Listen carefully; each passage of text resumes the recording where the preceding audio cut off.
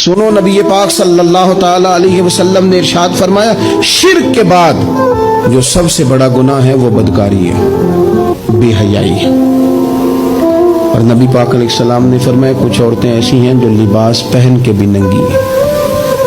फरमाया, ये वो औरतें हैं जिन्हें अल्लाह तबारक व तआला जन्नत की हवा भी अता नहीं करे, खुशबू तक नहीं मिले। इनको ये समझाएं। ये आजकल बड़ा उरूज है शादियों का। ख़वातीन मेहरबानी करें, अपने ऊपर रहम खाएं, थोड़ा सा ना पर्दे का एहतमाम हो।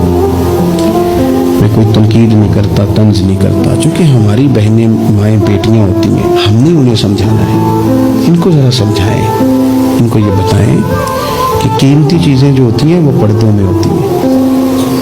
हमारे घर में 20 तोले सोना पड़ा हो तो हमने कभी नहीं बाहर निकल के बताया कि बड़ा है, क्योंकि कीमती है ना, तो पर्दे में रखा हुआ है, उसकी चाबी का भी हम ख्याल रखते हैं।